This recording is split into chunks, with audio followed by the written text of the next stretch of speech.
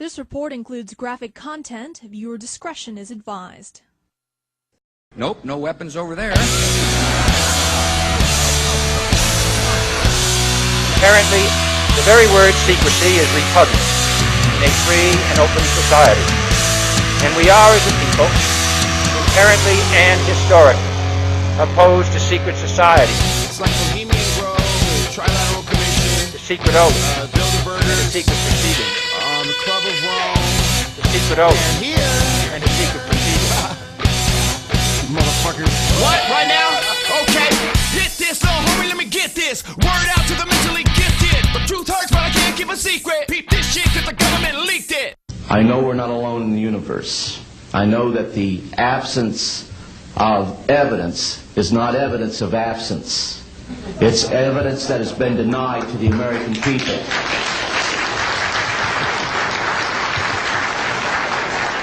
I stand before you today in my almighty God and I tell you this. We have contact. 2008, another fake election, another fake politician, another distraction brought to you by your fake TV station. Number one source of manipulation, number one source of fake information. Stand by, mesmerize the nation. Let's induce mass hallucination. Load them all up into the concentration camps. Goddamn, Uncle Sam, I'm not just a number, I'm just a man. I do not like green eggs and ham. I do not like them, Sam. I am gonna make a stand. Fight the system in the New World Plan. Fight the fascists in a hidden hand. Fight religion in the Vatican. Don't fuck with me, cause I don't give a fuck about politics, terrorist propaganda. Bitch, don't you know we much smarter than that? And we come much farther than that. We work harder than that. My people ain't retarded, in fact, we cybernetic with 22 genetic strains intact. Don't fuck with us, cause we're sick of your shit. And we're ready to fight for truth and justice. Are you ready to die for this? Let's get it on! Now is the time to rise from the dark and desolate valley of segregation to the sunlit path of racial justice. Now is the time to lift our nation from the quicksand of racial injustice to the solid rock of brotherhood. Now is the time to make justice a reality for all of God's children. It would be fatal for the nation to overlook the urgency of the moment. Let us not seek to satisfy our thirst for freedom by drinking from the cup of bitterness and hatred.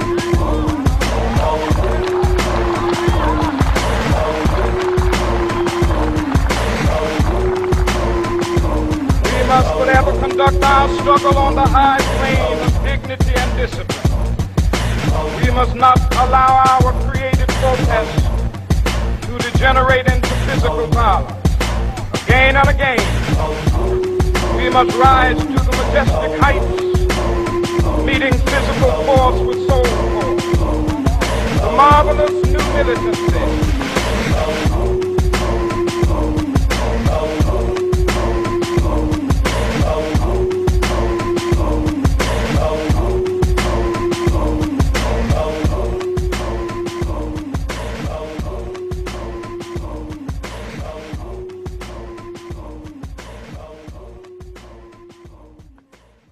One day, our grandchildren will look back on this time and ask, how was the war on terror won? The entire U.S. ruling class, ruling elite, comes to see terrorism as the preferred means, indeed the only means, to provide social cohesion, to provide an enemy image for the society to keep it together. According to neocon theory from Carl Schmitt, you have to have an enemy image in order to have a society. It's a very dangerous thing because now it means that the entire social order, the political parties, intellectual life, politics in general, all based on a monstrous myth. Monstrous myth. You're free, and freedom is beautiful.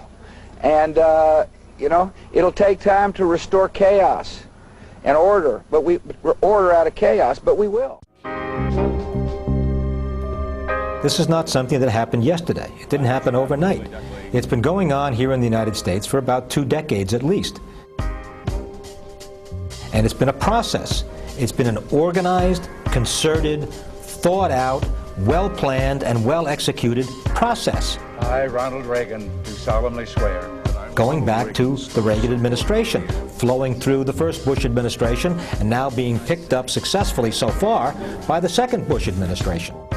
Power generally, not just media power, power tends to go with power. Primarily, they want to support whoever's in the White House. They want to support government. They want to support other large corporate interests. They don't want to rock the boat, generally. This is a plan. It's a plan. It's not serendipitous. It doesn't happen accidentally. It's what they want.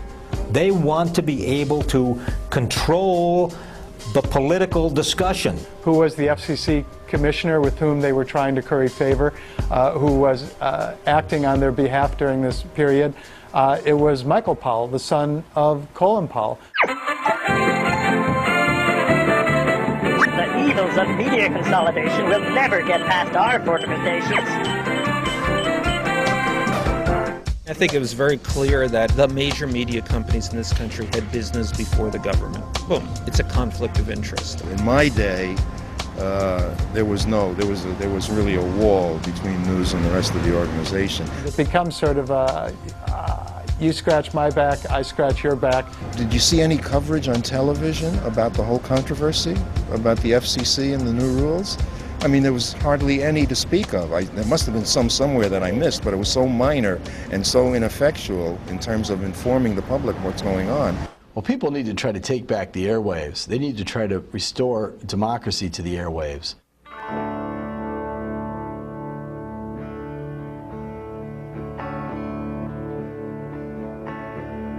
Iraq quickly became the apocalypse I feared, as ghosts of the crimes of Vietnam seemed to be coming back to haunt us. All over the world, people came to see the United States not as heroic liberators, but brutal occupiers. I found these graphics stenciled on the walls of Barcelona. I saw how media outlets suppress scrutiny of policies, preferring to show images rather than expose interests. Major media covers the world through the eyes of those in power, downplaying the brutal impact of war and its own role in promoting it. In July 2004, a Senate committee blasted the CIA for misreporting on WMDs in Iraq. It criticized what it called groupthink. Couldn't the same phrase be applied to other WMDs, media weapons of mass deception? The lesson is, don't trust the mainstream media. If you want to really find out what's happening, you can't be a news consumer. You have to be a critical thinker. TV is not the same. It's not the same medium it was 10 years ago or 20 years ago. You don't really have the luxury of providing detailed analytical coverage of a war. You basically get an eyeball shot and that's it. It's one thing to talk about this war, but as you look to the future, if you didn't like this, you're really not going to like what's going to come down the road the next time. Just as there's an investigation now into the failure of the intelligence community, we need an investigation into the failure of our journalistic community. Media hasn't really been taken to task at all. There is no global watchdog that's saying you didn't do your job well. Media people seem to be more comfortable repeating the words of politicians, repeating statements that come out in press, etc., than actually probing and trying to find out what it really means. Is it true? Is it true? Can we fight back against deceptive news and massive media concentration? Can we fight back against jingoism posing as journalism? Can we afford not to fight back? Should they, use Moab, the mother of all bombs? I joined the media to spotlight the problems of the world, came to see that the media is one of those problems. I believe in freedom of the press, but not just freedom for those who own the press. What can we do to hold the media more accountable? Think about it. Now I've had my say. It's your turn. The question is what can you and I and Alex and the others do to derail this train? Because we believe in something better for our families, better for our grandchildren and our children, but also for ourselves.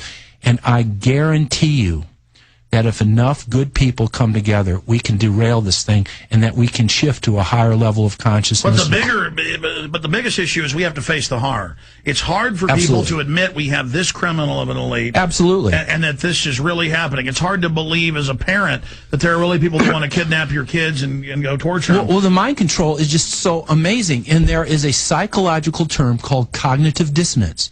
And it is a very, very real psychological thing that when a person invests their time, energy, or money into a concept and then they see it's wrong, is that physically they have a very difficult time of changing courses. It's just like in the movie The Matrix when Neo goes into the construct and he realizes this is all an illusion and that this is all just, you know, it's not what it appears, and he comes out, he gets physically sick. And I remember when I first became aware of the New World Order, I became physically ill. It was that big of a shock to my system. And as Winston Churchill said, almost every man at some time in their life is knocked down by the truth.